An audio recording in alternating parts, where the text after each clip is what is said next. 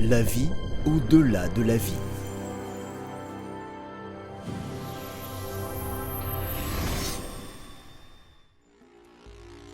Yann se remémorait ses leçons chez son maître et Inna.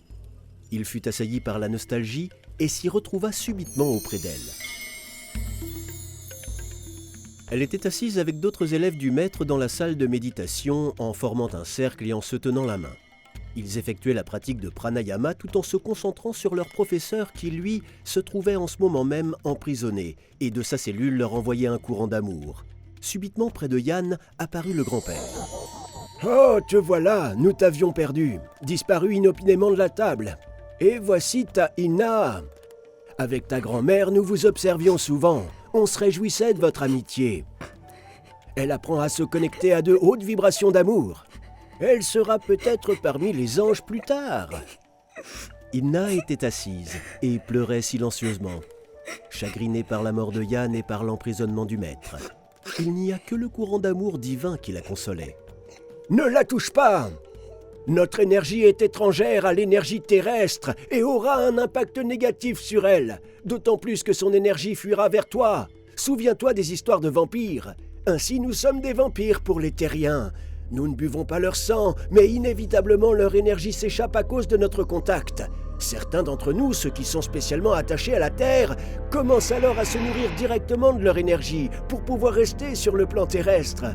Sens-tu comment il est difficile d'être ici ? Tout est difficile ici.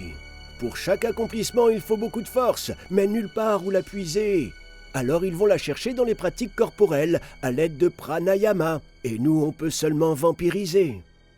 Et comment peut-on s'échapper d'ici ? Remémore le visage de mamie, et c'est tout.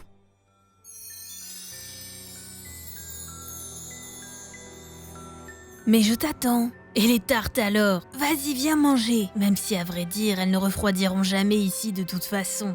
Yann s'est souvenu du sexe avec Inna. Et devenant tout rouge d'embarras, il réalisait que ses grands-parents connaissaient toutes ses pensées.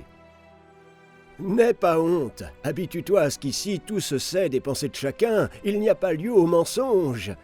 Les gens connaissent tout des uns des autres, et l'âme n'est que plus lumineuse. » Yann ne se sentit pas pour autant à l'aise que toutes ses pensées soient connues de tous, lui qui avait l'habitude de tout occulter et de refouler en lui.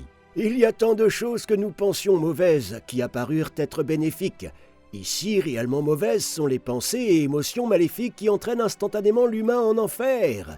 Alors, progressivement, on apprend à s'en débarrasser, à purifier son âme. Et comment vivent les anges ? Peut-on savoir ? Ce n'est pas si simple, car nous avons trop peu d'émotions élevées pour les atteindre.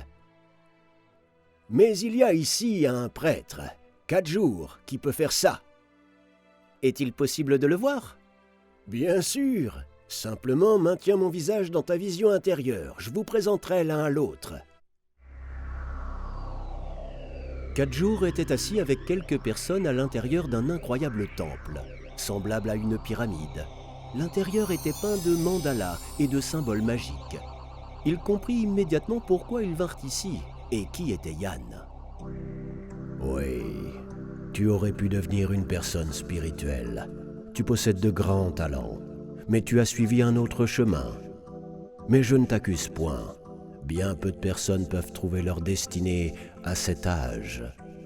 Toutefois, tu pourras te retrouver chez les anges, car tu as eu de la chance de rencontrer un des plus grands maîtres de l'humanité. Il t'aidera désormais. Assieds-toi dans notre cercle. Yann prit place aux côtés d'une très belle femme et d'un partenaire mince et longiligne. Maxime. Et moi, Saphira.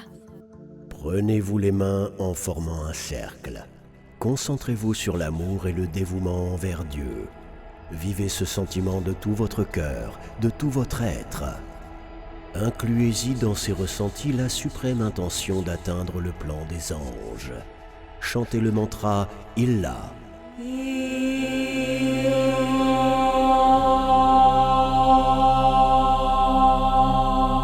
Yann s'est mis à l'écoute et a ressenti un sentiment d'admiration. Puis il a ressenti un changement incroyable. Il était baigné dans un océan de grâce, de miroitements irisés d'énergie et d'orbes lumineuses flottant autour de lui. Il y avait de la musique merveilleuse tout autour, et le vent transportait le parfum d'un encens merveilleux.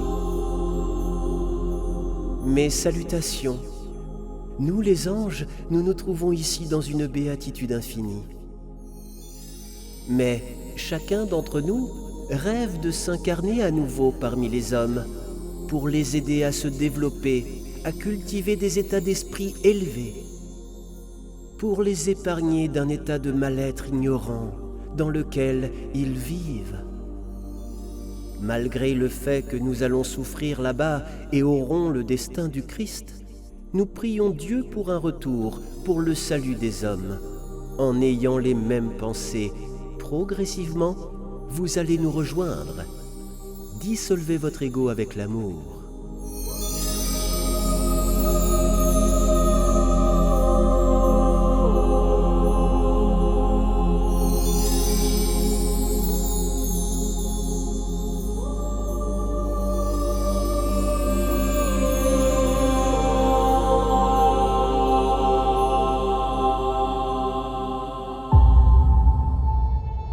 D'un coup, Yann a eu une sensation de devenir lourd et qu'il se précipitait de très haut. Et le voici à nouveau dans la pyramide de Gadjour. Ça n'a pas duré longtemps, notre connexion à des états élevés. C'est pour cela que nous sommes retombés à notre niveau. Maintenant, vous savez vers quoi il faut tendre et ce que vous pouvez y obtenir. Au revoir, mes chers. Yann demeura assis, tout secoué, dans le regret de ne pas avoir écouté Inna avant, de ne pas être devenu plus tôt l'élève d'un maître illuminé. Auparavant, il n'avait pas idée de ce qu'il perdait et de ce qu'il pouvait atteindre, mais ce fut trop tard.